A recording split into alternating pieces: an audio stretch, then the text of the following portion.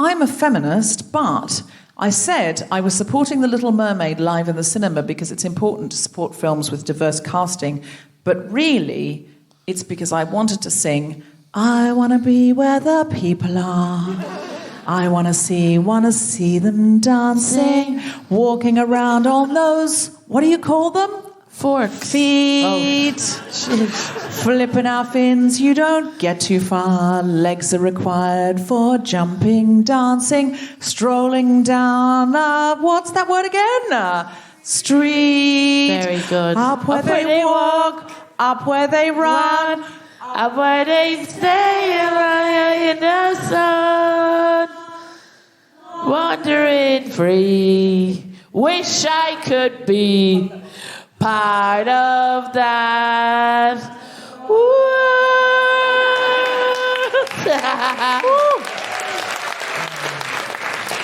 I really, really wanted to see it. And I was, of course, saying all the right things, but I just really wanted to see it. And I was like, Term, can we go to The Little Mermaid without a child? Do you think people will think we're weird? Do you know that I didn't see a child there? It was just... Really? No, it was just a cinema full of grown-ups going, yep, I'm on for this. Everyone was singing along. Everyone was singing along, like not loudly, but I could see people like, oh, I want to be... It's just, the songs are amazing. I'm a feminist, but I used to fancy Triton, Ariel's dad in cartoon form. Oh, yeah. Javier Bardem now. Is it? You won't fancy him any less. I don't know. The other cartoon Triton is just like very buff, but yet the head of Santa. And I like that. He's quite patriarchal, like he's quite like keeping his daughter trapped. Yeah, I like a daddy, I have to say. Is that... No, listen, we all fancy things we don't approve of. I know. With a big fork, you know? What's he doing with that? What is he doing with Under that? Under the sea. Things are better down where they're wet. Come here to me. And that was sung by a crab as well. I mean... There must be innuendo in that, but it's almost too obvious. There's too I know, I didn't know where to go. I mean, Ariel's crabs, it's basically that. Yeah, it's not okay. Oh, fuck off. Mae Martin once confessed on this show that she fancied Jafar. In the Aladdin, you know the bad guy in Aladdin? Yeah. She massively had a crush on Jafar. I used to fancy also Robin Hood, the fox. He was hot. The fox. He had a good attitude. Cool hat. On Brett Goldstein's film podcast, he has a section where you have to say, it's basically you say, it's films to be buried with you. You say the film that made you cry, the film you saw first, films that made you laugh the most, etc. And one of them is the film that you find the sexiest. And then the next one is called Troubling Boners, Worrying Wide-Ons. And it's every wide-on for me is a worrying wide-on. Well, you would be good on this podcast, but he's like the thing that you shouldn't find arousing in a film, but you do. Yeah. And Jack Whitehall said he fancied Nala from The Lion King. And then he went, not when she was a child, when she was a teenager. I'm not weird. He was like genuinely worried. He was like, I don't want anyone to think I fancied child Nala. I was a child myself, but I still was teenage Nala. Fabulous. That was when she got the big eyelashes. You know. Oh, that's when I love that, when they come into their own. I think if I fancied an animal character on a show, I might have to think about it. I mean, maybe Kermit the Frog. Yeah. I mean, he's got style, hasn't he? I get it. I kind of fancy Kermit the Frog, but that's just because he's going out with Miss Piggy. She's a fat lady. And, like, Pierce Brosnan's got a fat wife. I did fancy him more. I'm being honest. There's a picture of him looking at his wife's ass, and he is enraptured. Google it. Like, he's in a little baseball cap. He really fancies his wife, doesn't he? He does. And that makes... I don't want to go near him in any way. I'm not like one of those weird ones. And like, you fancy your wife, I must take you. But I just like... I know what you mean. I know what you mean. Yeah. Do you know? Yeah. I absolutely know what you mean. Maybe this is not the place to tell you about this type of stuff. No, it's exactly the forum. You know? It's what we all want to know. I'm a feminist, but I went to see The Little Mermaid and I loved it, even though it's a film about a woman who loses her voice and can't speak. And that's when the man falls in love with her. And I honestly think there are so many films with this trope of the woman can't speak English or the woman can't speak, the woman can't be heard. And I honestly think it is a genuine male fantasy for some men, hashtag not all men, but for some men, that they fantasize about a beautiful woman who just has to listen to them and can't say a word. Yeah. It's too much of a trope. It's in Love Actually. It's in that Wes Anderson film. Yeah. Where Will what's the blonde one? Owen Wilson. Owen Wilson. Yeah. He falls in love with I think an Hispanic housemaid in a motel, and she can't speak a word of English. She can't speak a word of Spanish, and he just falls in love with her. Are you telling me which one it is? Yeah, it is. It's Adam Sandler. Spanglish, isn't that what it's called? Spanglish. I think that's another one. There's so many of them. Fifth Element. Bruce Willis falls in love with, spoiler alert, the Fifth Element. And she can't... Is the Fifth Element a woman?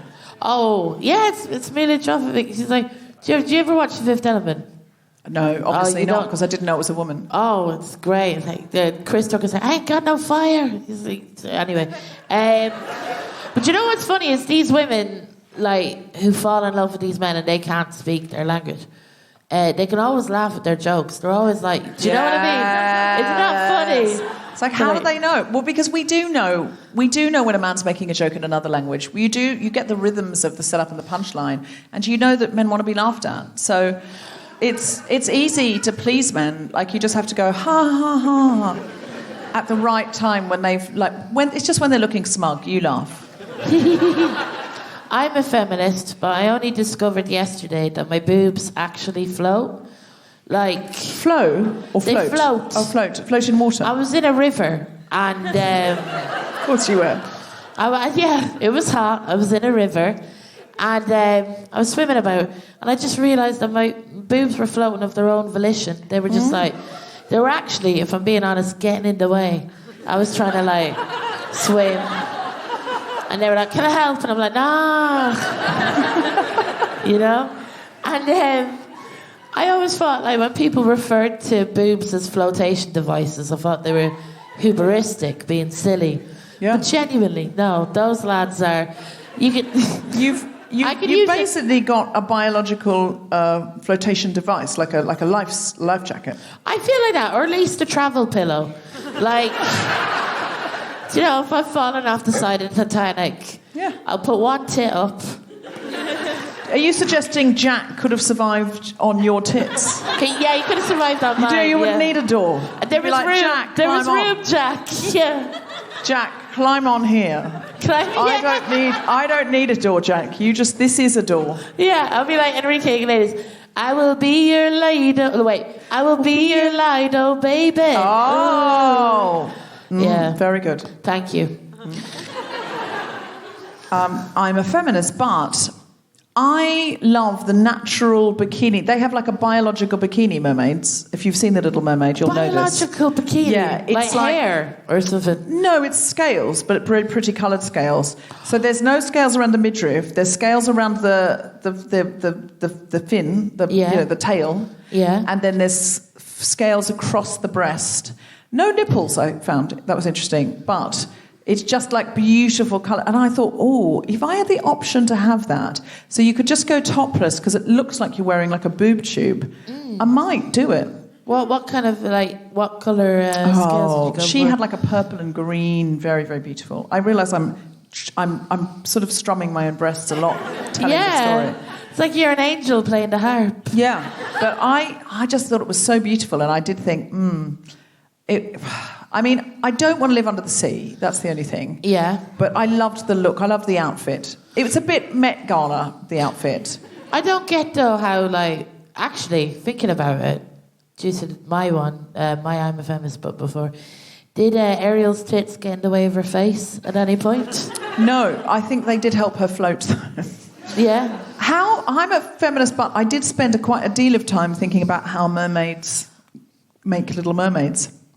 Because there's no... Have you ever seen a seahorse give birth? No. So it's the male, and they'll just... they'll absolutely just shoot their load, and it's just loads of baby seahorses coming out of them. Oh, they just... I've never the seen sperm is in itself. It's such a masculine... It's the most masculine way I've ever seen someone give birth. It's like Vin Diesel with an Uzi, just... Absolutely. They just spunk babies up a wall. And then the baby's like, wait. So the baby's just hiding in the testicles? I don't know where they are, but I know the man gives birth. There's something, I don't know. Well, the male seahorse just jacks off with his little hand. With his little tail just wraps around himself. And then just shoots out a bunch of babies. That is more efficient. Why don't we do that? Why do we have to go through all of this childbirth and trying to get a big head out of our vaginas? That's true, but I'm definitely wrong, aren't I? Like, is there any... They incubate. What? Oh. They eat the babies? They incubate the babies, but they have... Incubate. Yeah, they're fertilised by both of them.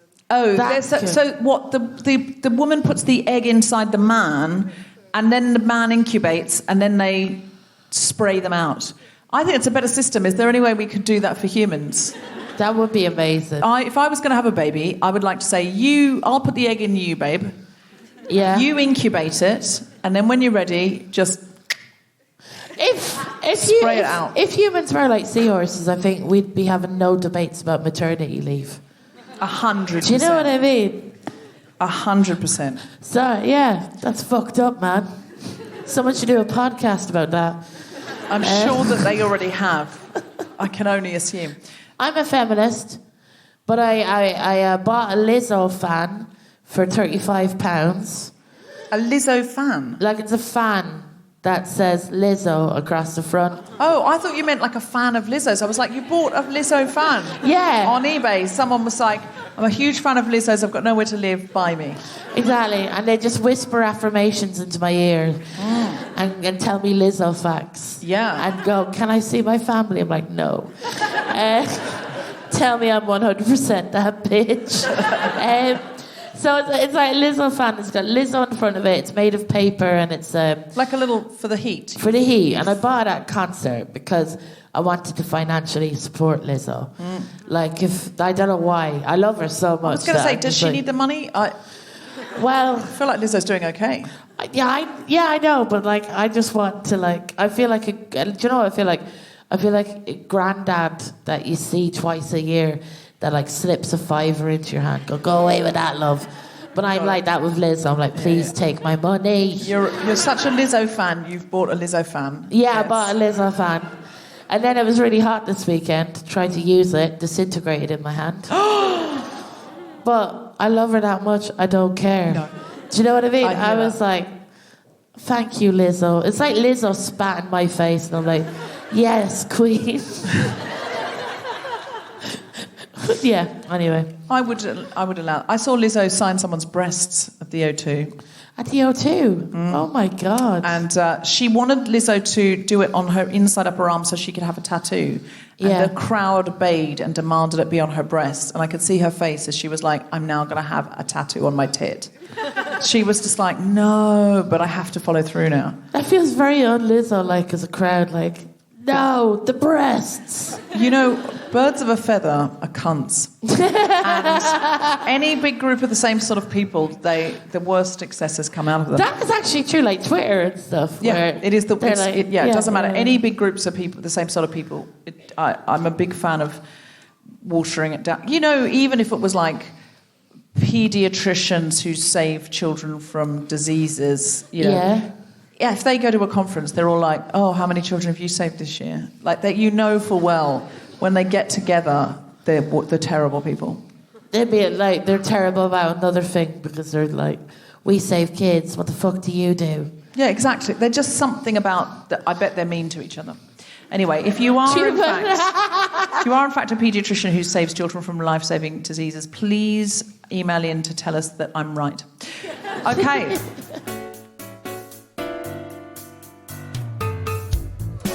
Live from King's Place in London, the Spontaneity Shop presents The Guilty Feminist with me, Deborah Francis-White, guest host Alison Spittle, and our very special guest Christie Watson, talking about nursing.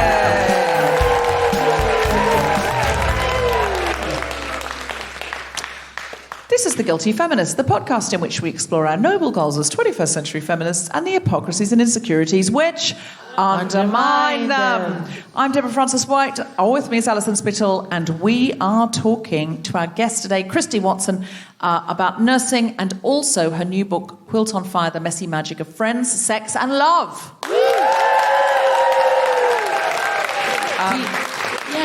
Yeah.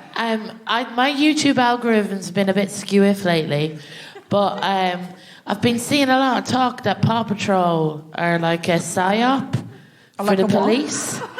A what? A psyop. I don't know what it means. What's a psyop? I think it means like that the Paw Patrol are telling little kids authoritarianism is great. Oh, I see. Yeah, well, you know my very strong feelings on Paw Patrol and the gender insult that is Paw Patrol. 400 boy characters and then one girl. God's gay, he's got a pink ribbon. I feel so strongly about it. And when I went to Japan recently, a Japanese feminist got in touch with me, and actually I should just check that I've got her name right before I boldly say it. So if you could fill like me. Busk. Yeah, Busk. Anyway, YouTube. It's not been great for me lately. I'm going to do some stand-up about it, maybe. Well, Philip Schofield. What do we... It's been a mad week. I'll admit, I've been riveted. The vape. Have we noticed he's got a vape? That was intentional. That wasn't an accident. Someone would have went, "Hey, Philip, get that vape out of your hand, mate. You're doing a mea culpa interview." Oh, was he doing an interview with a vape? What? He vaped. Sorry, that sounds like a weird Tom Cruise film. Interview with a vape. Interview with he a vape. did an interview with the BBC with a vape in his hand. Wow. And really bad lighting. Yeah, you can't tell me that Philip Schofield doesn't have a ring light in his house. Very bad overhead. No, I'm just saying. All intentional. Anyway. I'm sure he's got a PR person on the job.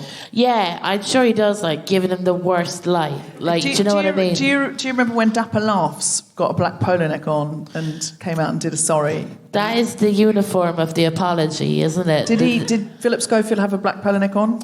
I hope not. It's June. No, that's true. No, he did. What did he have on? Does anyone remember? Black shirt. It is. It's something about it. It's a. I think you should just get a T-shirt with sorry written across it. No, would that be too much? I'd be bad at PR. Philip, get yourself a ring light and a T-shirt with sorry across it. Get rid of the vape. Alison Spittle, a spin doctor ring. Oh, I'm genuinely, there's a lot of reasons why I am the way I am. And I intentionally do it not to do any harm. Do you know, if I had power, I'd fuck stuff up. And I know that, you know? I don't. I just flap around doing jokes and shit. But, if I really applied myself, I could do some evil. I believe it. Yeah, thank you. I believe it.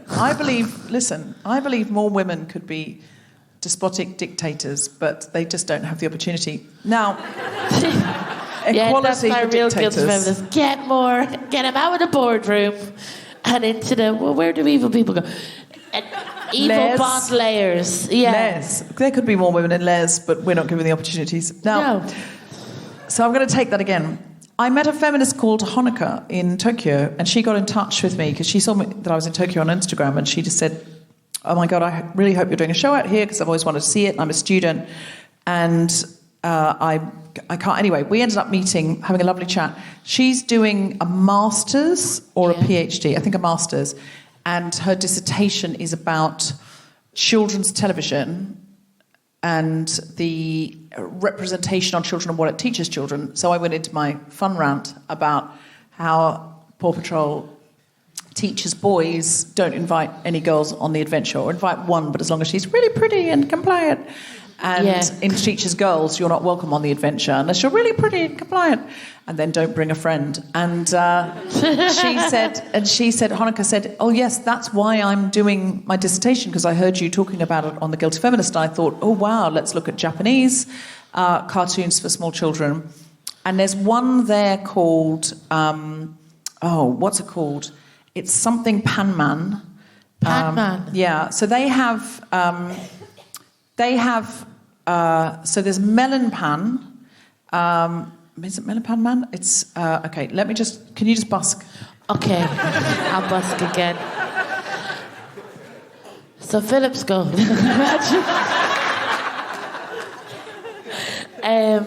I'll try and talk about stuff that you definitely can't put on the podcast. You can't? Is that what you wanted? Because I was just going... Okay, I've got it. Okay. So there's a television show in Japan that's worse than Paw Patrol. It's Anpan Man, and Anpan is a bread. It's a sort of like a donut with no hole, inside. What? That's perverted. It's like a pastry that has like red, I guess some kind of berry jam or something like that inside, and that's called an Anpan, because pan is a borrowed word from French, meaning as in pan as in bread. Yeah. But there's one female character in it.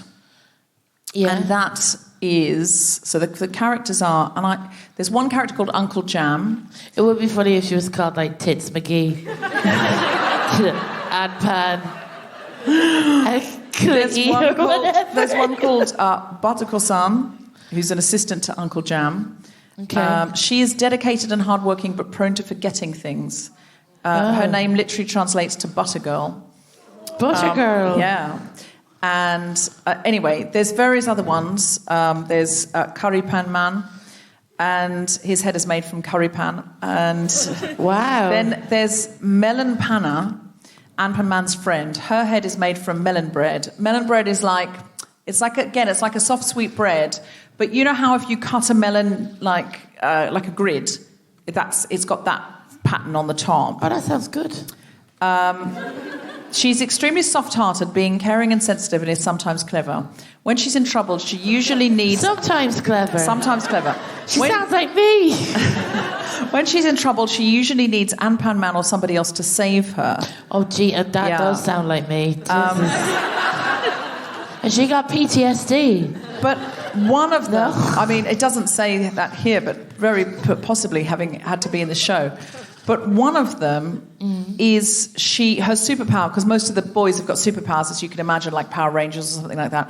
But the lead girl character, I'm not sure what her name is, her superpower is to dazzle men with her sexual charisma. How old is this children's thing? It's a cartoon for small children, but she kind of flirts, and then they go, oh, and she sort of stuns them into submission with her sexual charm. Wow, like a Bond girl, you know? That's amazing. Yeah, I mean, this one's... I love when she bore a hole into that donut's head. Do you know the main guy? Just punched a hole in it. Yeah, I mean... Anyway, you could be in the writer's room, because anyway, she was so horrified by it, and she decided to do a dissertation about it, so it's really interesting to hear about. There's one here that sounds fun called Cream Panda. Cream Panda. Cream Panda, the youngest of Anpan Man's friends and the foster brother of Melon Panna and Roll Panna. A foster brother? Yep. He is 6 years old, his head is made from a cream bun, and his eyes look like those of a panda's. Wait, so it's the eyeballs of a panda in a pastry? Oh. That sounds horrific. Well, didn't you just do a whole segment on putting a ham on your face? Yeah, I did. You did, earlier on. Wait. Shit. Oh, no. Not again. This cream panda... Yeah, I had this idea about purple dinosaur, but that's been taken.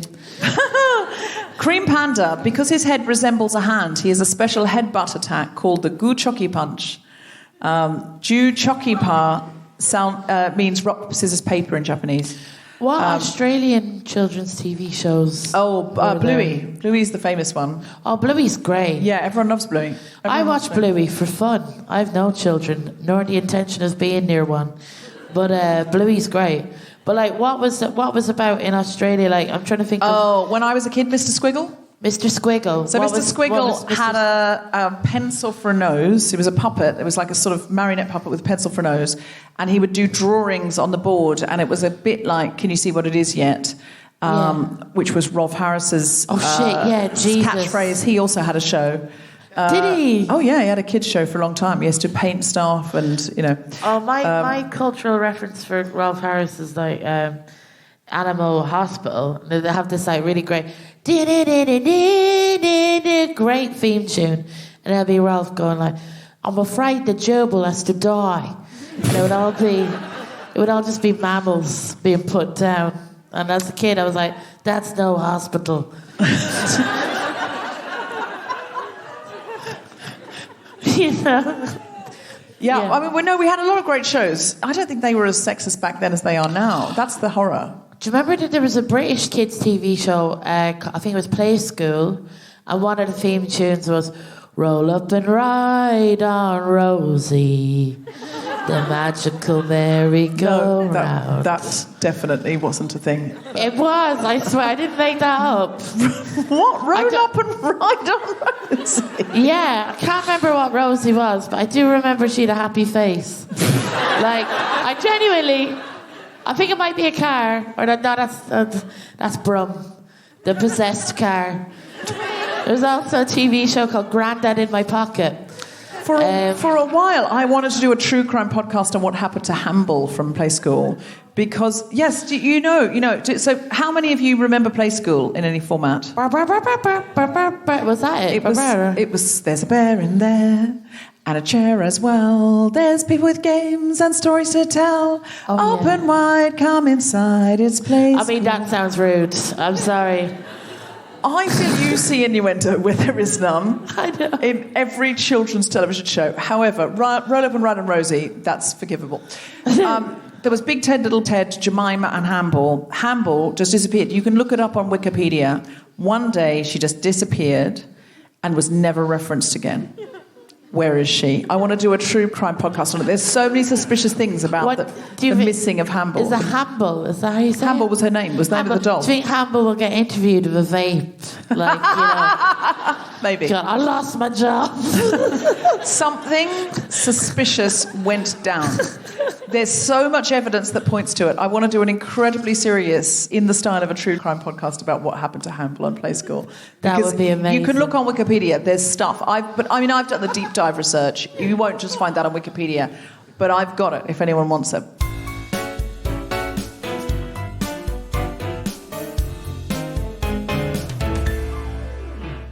Would you like to hear some stand-up comedy? Welcome to the stage, the one, the only, the incredible Alison Spittle!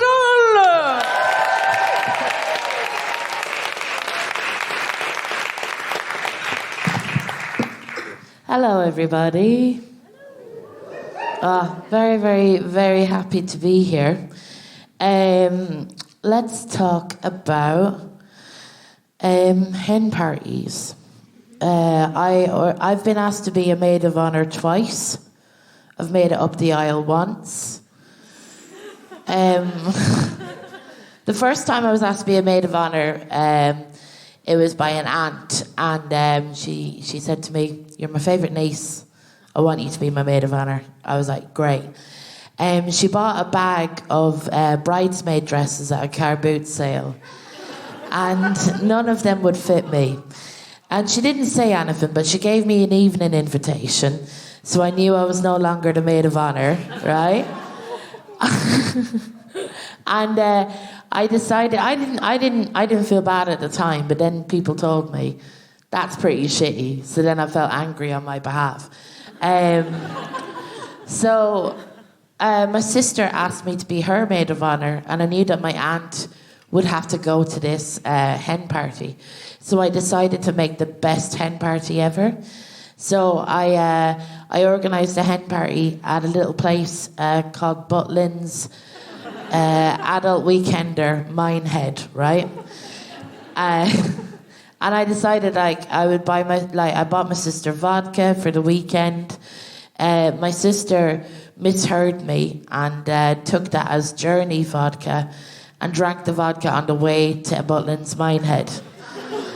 Now, she got out of the taxi and fell straight into some hand sanitizer dispensers, face first.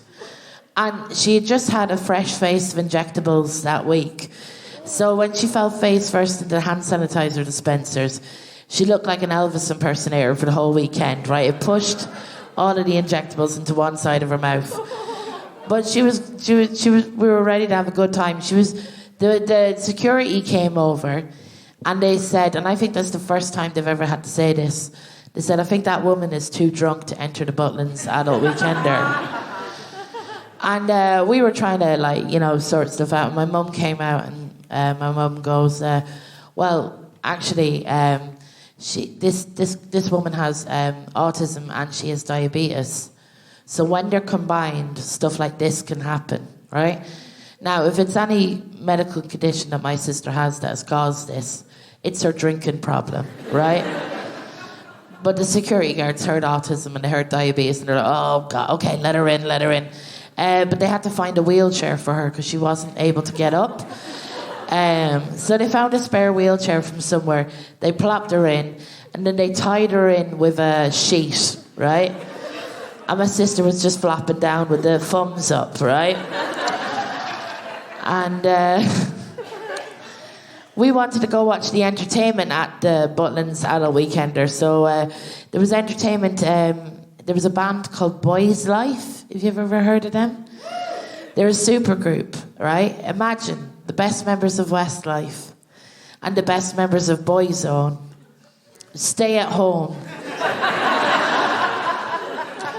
And Brian McFadden and Keith Duffy turn up to entertain you. We wanted to go see them, and we were worried about my sister. She was still flopping.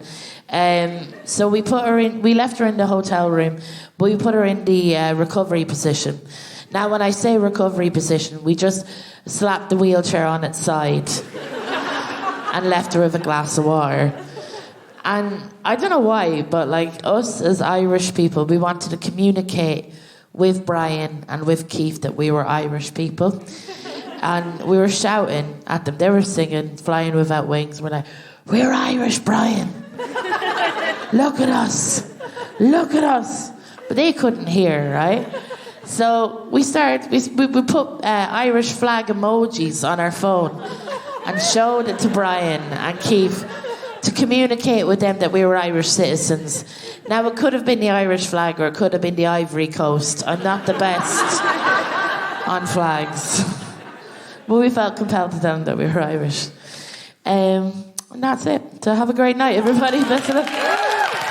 Alison Spittle, everybody. I feel that story goes on. Can we see it in a show of yours? Yeah. When I developed it, there's what else happens? We went swimming. I do actually genuinely fully recommend going to Butlins Adult Weekender with mates. Is that what it's called? Adult Weekender? Yeah, it's like because they don't have kids at it, and they just let adults get drunk. It's a kid-free weekend at Butlins. Kid-free weekend at Butlins. There's I don't know why I'm simping for Butlins here. But this is if you're looking for a place to go for a hen party that you'd be it's safe, you're well looked after. It's for people who have hen parties who have one mad bastard of a friend, and you're not able to bring them to proper places. You bring it to Butlins, you will have a safe, good time. Excellent. And that friend can run around and tire themselves out like a greyhound, do you know?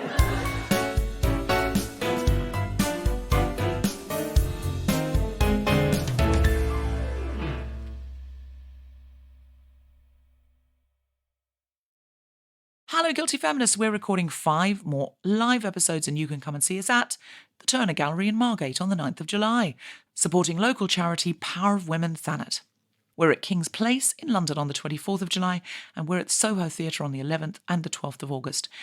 And we're live from Chichester on the 21st of August. I'll be in Chichester doing a Guilty Feminist episode because I've written a play called Never Have I Ever, which will be on in Chichester at the Minerva for the whole of September. It stars Alexandra Roach, Ahmed Shah, Greg Wise, and our very own Guilty Feminist Susan Wokoma. And it's about money, sex, power, politics, and running a restaurant. You can also join our Patreon to get ad-free episodes. And if you're passing iTunes or Spotify and you felt like leaving us a 5-star review, we would love you forever. It helps other people find the podcast, as does you telling someone. And now back to that very podcast. Our guest today is Professor of Medical Humanities at UEA and worked as an NHS nurse for over 20 years.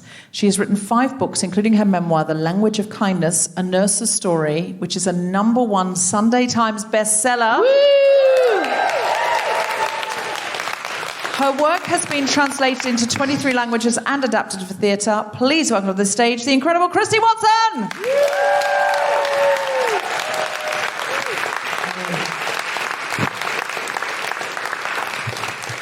Christie, welcome, Hi. welcome. Come take a seat. Thank you so much for coming. First, I wanted to bring you back to Felix Schofield, if that's all right. Yeah. We hope so.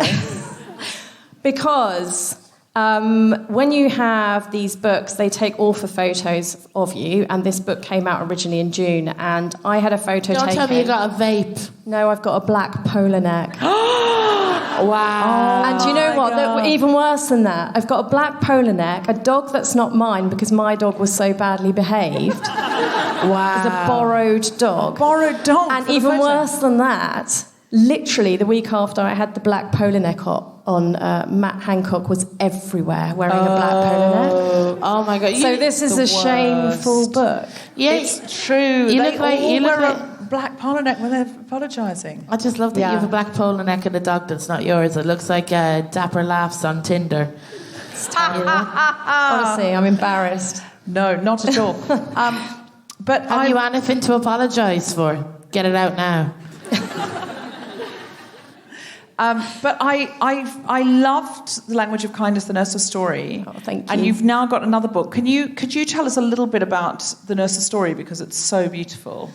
Yeah, so I wrote The Language of Kindness. I think it was 2018 that it came out, and it was a memoir about my 20 years working as an NHS nurse. And it was sort of weaving in aspects of my own life and personal grief, loss, love, all that other stuff. But mainly it was about my work life and what it means to be a nurse and what it means to be human, I guess, is what I was going for.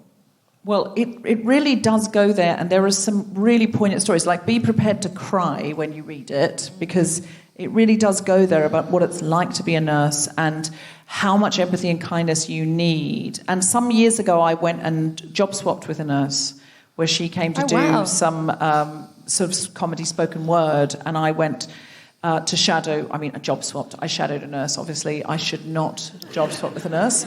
She can job swap with me, because what does it matter? But if I just start randomly injecting people You're going to jail, baby. That's right. It was a job swap. Your Honour. But I followed her around, and I was like so shocked by what nurses had to do, and I was really amazed at talking to nurses and discovering it's a very different. It's meant to be a very different job from what doctors do.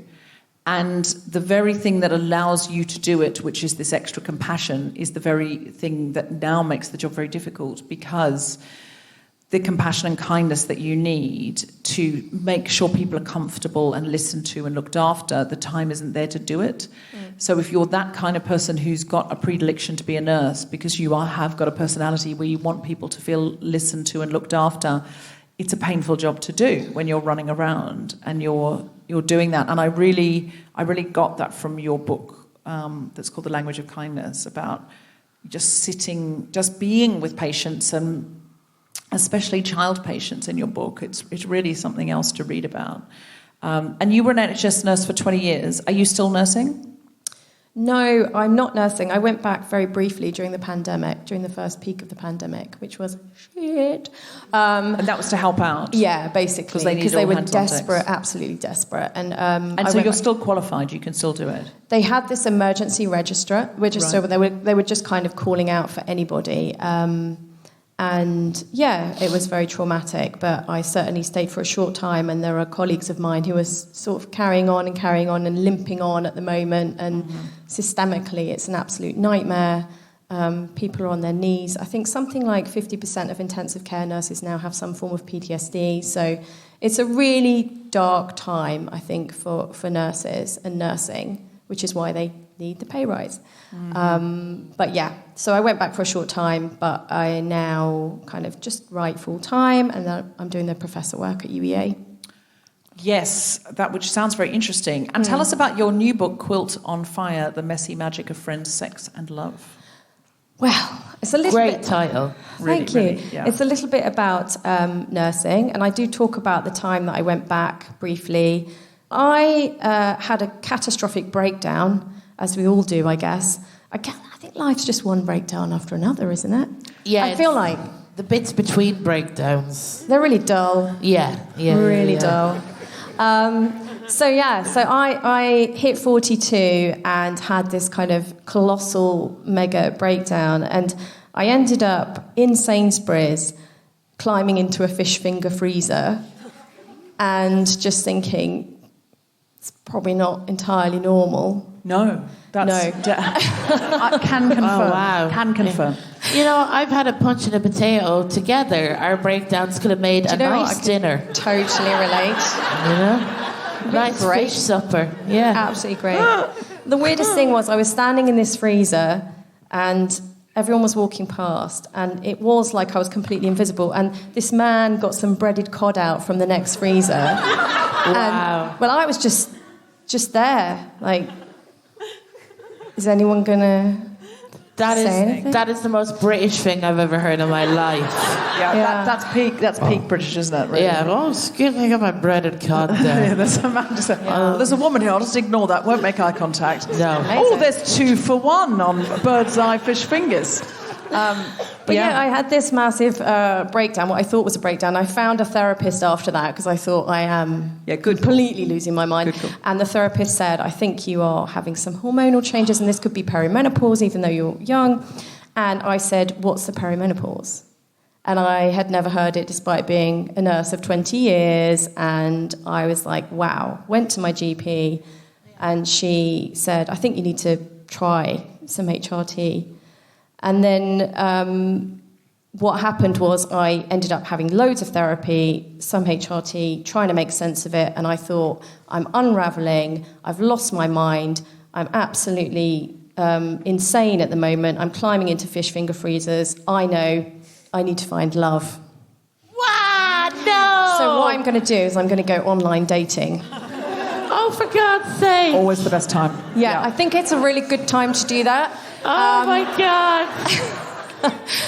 So I thought... If this was a television program, I'd go, no! Stop! Yeah, so I thought, I'm going to go online dating because that's a really great idea. And so the book is a result of that. And what happened after that? That's beautiful. It's quite messy. Would you like to read something from it for us? I can read a very short section of the first online date that I went on. Fantastic. Where I wore double Spanx, not just one pair. Excellent. Very Bridget Jones. It was very Bridget Jones. I was risking a yeast infection, obviously. That's brewing up a storm right there, that is. You're making a Petri dish. Oh, yeah. And so I went on this date with this guy, Roy, and he seemed really nice, and it was going really well. And I thought, well, not all straight men are dickheads. And I got into my car, and he was waving me off. But then, as I pull away and head down the road, I look in my rearview mirror, and Roy is chasing after me, shouting. I drive faster. He runs faster, shouts louder. He looks unhinged. His arms and legs are flailing around. He's shouting and shouting, I love you, I love you. And in that moment, driving at speed, a memory. I am young, 20 maybe, in bed with a man I've been dating. We are having sex.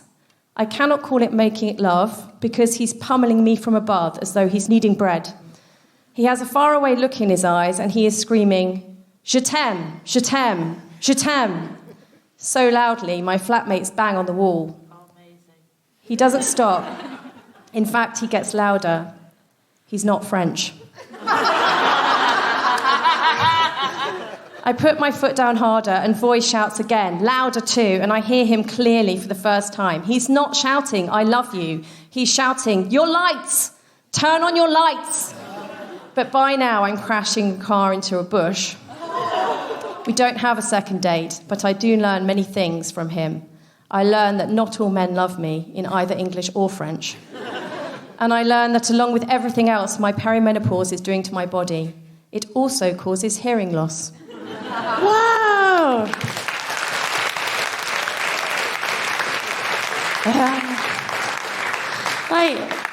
I don't know what perimenopause is. It sounds like a member of Little Mix. It's the bit before menopause when you start to get symptoms of menopause.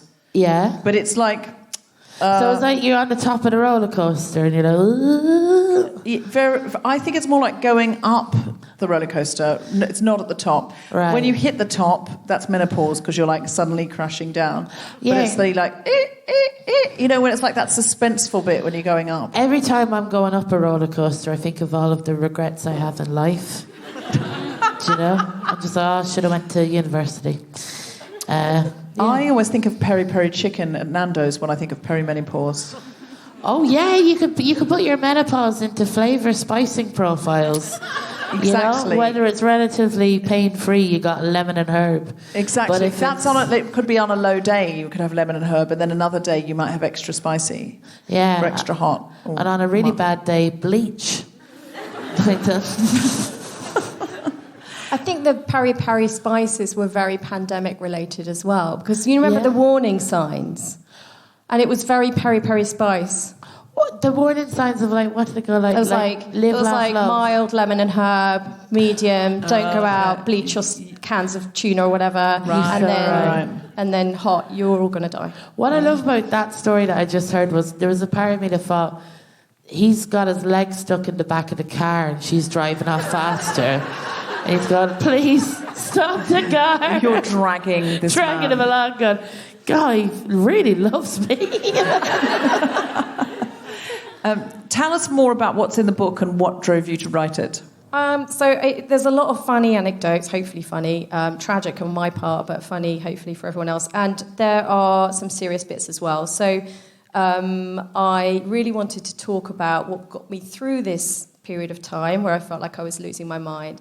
And it wasn't really therapy or HRT, it was my female friends. And I really wanted to write a love story to my female friends, and also that kind of creeping towards wisdom and just feeling like I'm absolutely broken, but realising that everybody is absolutely broken as well. And just coming to terms with that is such a freeing state of mind, I think. Yes, I think we only see our worst bits and other people's best bits. And I think understanding, as you get more open and more vulnerable, I think, with your friends as you get older, you do acknowledge, this is what's really going on with me, or you can be in that kind of friendship circle. If you're not in that kind of friendship circle, maybe read Quilt on Fire, because you will realise that there's lots of other people like you. If you're not feeling that anywhere, I think it could be a really good book to help you understand that you're not alone. It sounds like a coming-of-age book about the menopause. That's exactly and that's right. I'd love to read stuff about that. I think there's not a lot written about the menopause, and it's I find it very strange because it's going to happen to everyone that possess. Every woman and other person who gets a period. Yeah. And there's plenty of stuff about, that people get their first period. And I'd like to hear, this sounds really cool. You're making it sound like, I don't know, this sounds fun. I bet it's not fun though, is it? I think it is fun, actually. I think once cool. it can be very fun and very wild and very free, but you have to go through the roller coaster part first. Oh, bollocks. There's no avoiding that. You're going to Thorpe Park, however you like it. My mum has just warned me, like, it's just, she said, expect hot flushes and to get angry. Yeah, you'll be punching loads of potatoes. Like whack-a-mole. Yeah. Just... What do you think, as a woman and as a feminist, what role do you think your friends play in your life, either when you're on a roll and having a great time, or when you feel like you're going under? You know, like, to be driven to write a book about friends, sex and love. What role do they play? Well, the title of the book, Quilt on Fire, is not actually about hot flushes or flashes. It's about my first quest for love when I was 20, and I was in my bedroom with a boyfriend, and my best friend was in another room with her boyfriend, and I suddenly thought, wow, the room is golden, I'm so warm inside, everything's glowing and electric, and I'm on fire, and I'm in love. This is what it is. This is the meaning of life. And then I realised that my polyester quilt had caught fire in a candle tea light that I'd bought from the market. Oh, so it went up like, you wouldn't believe how quickly this thing went up. But my friend, who ran into the room, saw this disaster and threw this quilt out of the window, thereby saving my life. And she's been metaphorically saving my life ever since. And she's still in my life. And husbands have come and gone, relationships have come and gone. We've both been through bereavements and all kinds of life shit. But we're still together, laughing, holding each other up. And I think if you're lucky enough to have those kind of friends, whether they're female friends, male friends, older, younger, whatever they are, then I think it's such an important thing to celebrate. And I feel really lucky and blessed. Yeah, I do think friendship is the bedrock of feminism, because without it, what is it? Like, it's really a movement of women and people of minority genders who are going, we need to change things, but we can't do it alone. And you can have these coalitions, but unless there are friendships at the heart of some of those coalitions, it's not gonna grow and stand. It's not going to be magnetic. It's just having someone care for you. I like. How do you know when you have a friend like that, though? Like, you know, I have friends, but I don't think they'd throw a quilt out of the window for me. I'd throw a quilt out of a window for you. Yeah, I've just met you, and I'd throw a quilt out the window. If you were on a fire. Yeah. Yeah? If you were on fire, we would put you out. We would fully put you out. How could you doubt, Alison, that I would put you out if you were on fire? Look, I'm not... This feels like... When you're saying, like, if you were on fire, we'd do this. And the only time I've ever heard that reference is like, I would piss on you if you were on fire. We were all thinking it. Yeah. We were all thinking it. But of course, I would absolutely risk being burnt to throw a quilt out the window for you. I can tell you, I don't know if I would do it for you. It's a polyester. It's quite flammable. Do you know what I mean? I'd have to. I just would. I feel I just would. I think I'd open the door and go, Deborah, whoa, your quilt is on fire. And I don't know, how your mate is, that's real. I feel like you'd at least say get out of the room. You'd be like, I'll call the fire brigade. I don't think you'd just go, oh, Deborah, close the door typical again. you. I don't think you'd lock me in the room with a burning quilt. No, I wouldn't do that. No. What would I do? What if I threw myself on top of the quilt? No. Crushing As a the nurse, fire? I can say no. Don't do that. Don't do that. Don't do that. Make a Deborah and Alison sandwich with a quilt between us, like melted cheese. I'm a feminist, but once I was living with a married couple when I was really young. Yeah. And I was staying there, and I'd put a pan on. I'm a terrible cook, and I put a pan on the stove, a saucepan on the stove, and put some oil in it. And then I was chatting to the man, and he was about to leave, and then he just went, I'll just put that fire out before I go. And behind me was this roaring fire. But he said it so casually. And then he just put a lid onto the saucepan, carried it outside. And that's how I knew you don't pour water on a chip pan fire. Wow. Yeah. It's like he caught a spider. You just put a lid on it, brought it to the garden. It was just so casual. Threw the fire into the garden. Be free, fire. I would definitely put you out if you were on fire. I'd put any of you out if you were on fire. Just Do you to be know, clear. actually, just saying I wouldn't piss on you if you were on fire, that wouldn't help. Not like- a chip pan fire, no, it would make it much worse. I know, and I can't really aim. Like, I would have to, like, squat over you, and the flames would hurt me more. Do you know? I'm actually just fond of the character. I wouldn't piss on you if you were on fire. I hope not. Like, you know. It would take me about 10 minutes to get out of 2 pairs of Spanx, to be fair. Yeah. And then That's I a have great a bit of a performance pause. Do you know what I mean? Yeah. Like, I can't piss at the best of times. Never mind if there's pyrotechnics going on underneath.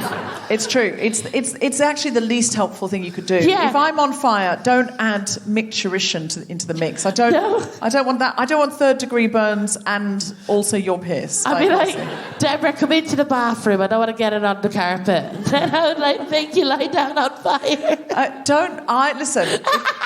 If your electric blanket catches fire, I'm right there with the water sports, helping. I was like when I used to sleep on an electric blanket every night before it was like I haven't pissed myself for 25 years. I'd say light sleep. Thank you.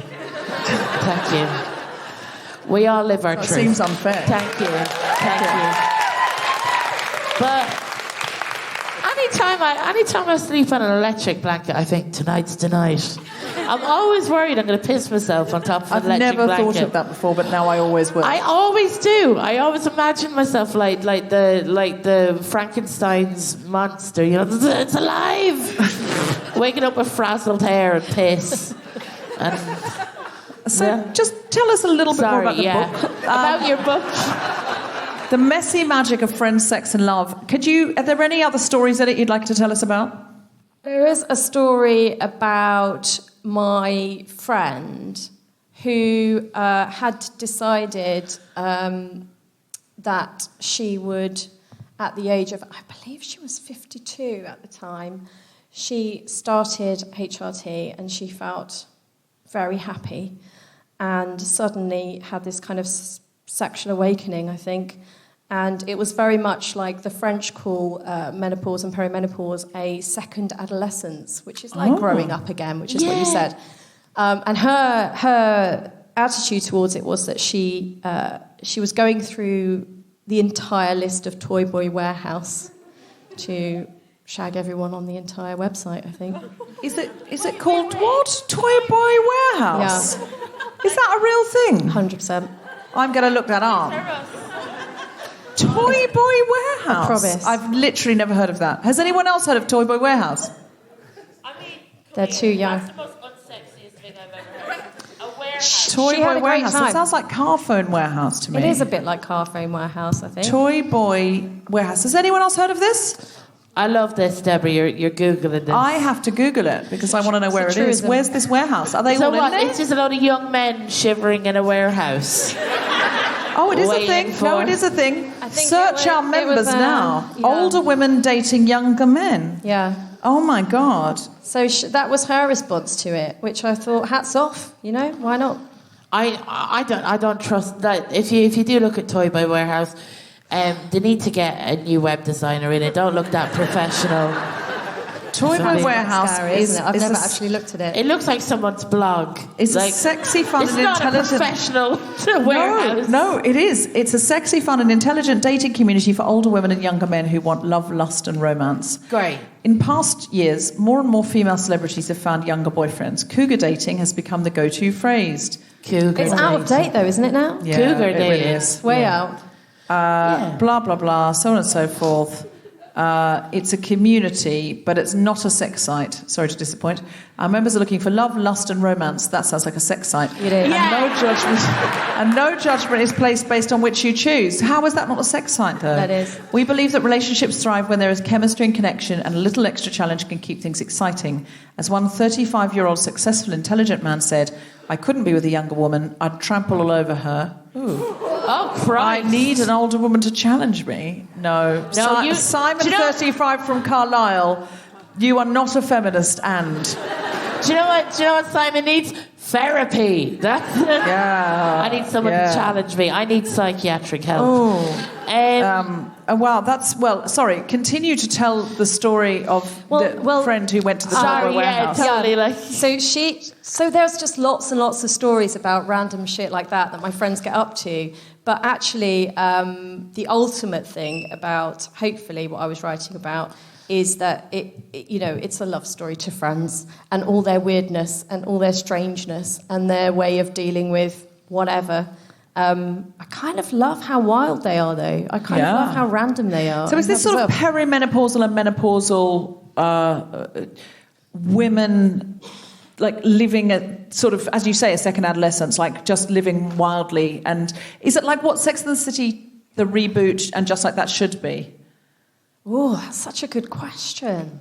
Have you seen the new one? Yes. No, I've deconstructed it in great detail for the audience. I love... What I do is I obsess about that dress. She wore that in the original episode where, Big walked out on her. Therefore, the fact that that dress is in this scene or that she's wearing this dress means that. And I'm genuinely sure that is the case. Now... Yeah, you're just like that truther. I really am. Wow. Now, I saw and on Instagram Live, the people that do the wardrobe for And Just Like That were doing an Instagram Live, and I asked them, because you could ask questions, and I said, are you choosing them to kind of connect things to storylines and to have this subtext? And they said, absolutely not, we don't have time for that. I still believe, I know what I see. I know what I see. And it's been a very popular addition to the Guilty Feminist. We put it out on a Friday as an extra when it's in season, or we did last time. And it was very popular, and everyone said, please keep doing it. Somebody complained and said, why is this in my feed? And I said, just skip it, just skip it. She said, I don't want it in my feed. I think you should put it on another feed. I was like, I'm not going to do that. Go back and listen to Grace Petrie's episode. It's so funny, because Grace Petrie had to quickly catch up and watch them all. And because she was behind, and she said, oh, no, I really want to do it. I love Sex and the City. And she was so shocked because she quickly watched them all, and I spoke to her that day on the podcast, and she says, I'm so shocked because she said, I cried and cried because Big died. And I was like, yeah, oh, sorry, so that was a spoiler, but by now, surely you know Big died by now. And I said, but that was what was all in the news about he rode on the Peloton and then he had a heart attack, and it was all in the news about what it had done for the Peloton stock and stuff. And she said, no. I heard a story that he wanked in front of... Carrie Bradshaw asked Big to wank, which she did. And then I heard a story about Peloton was in the news and the share price was dropping because of Sex and the City.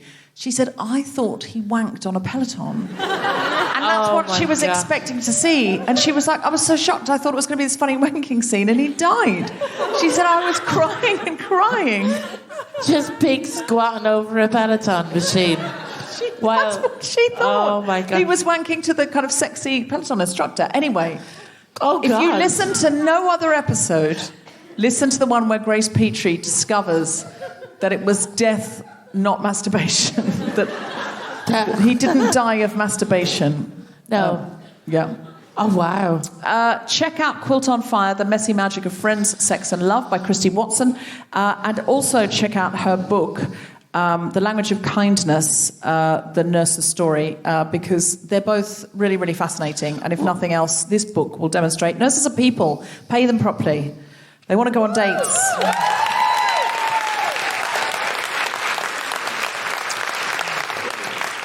Do you mind if I get a quick plug-in for my Edinburgh show?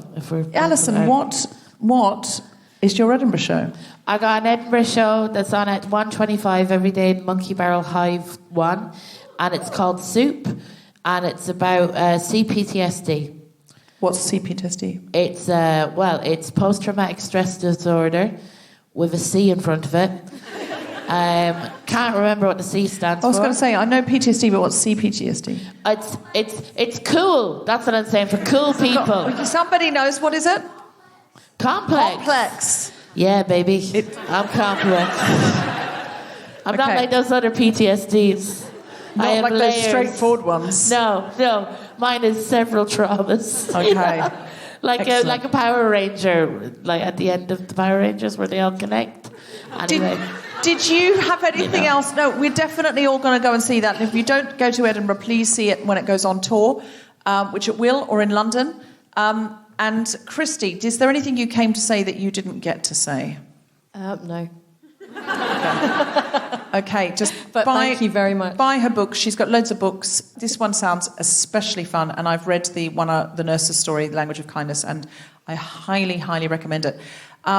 If you would like to come out and see more shows at the Guilty Feminist, which Nelson, I know you would, we are back at King's Place on the 22nd of June and on the 24th of July. And we are at the Turner in Margate on the 9th of July. Can we have a huge round of applause for everyone at King's Place? Because apparently we've run over. Could we have a big round of applause for Christie Watson? The incredible Alison Spittle. I've been Deborah Francis-White. We've been the Guilty Feminists. Good night. You have been listening to The Guilty Feminist with me, Deborah Francis-White, guest co-host Alison Spittle, and our very special guest, Christie Watson. The recording engineer was Chris Sharp. The Guilty Feminist theme tune was composed by Mark Hodge. The producer was Tom Salinsky for The Spontaneity Shop. Thanks to Rachel Croft and Tina Dicio, Zainab Mohammed, and everyone at King's Place, as well as all of you for listening. For more information about this and other episodes, visit guiltyfeminist.com!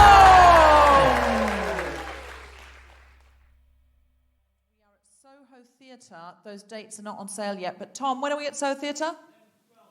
What? 11th and 12th. Of what? July? August? We are at Soho...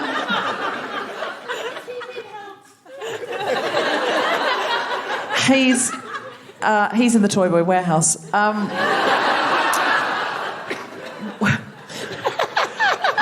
He sounds very afraid. We're at the Soho Theatre at the 11th and 12th of August. The Guilty Feminist is provided exclusively from Acast. Find it wherever you get your podcasts.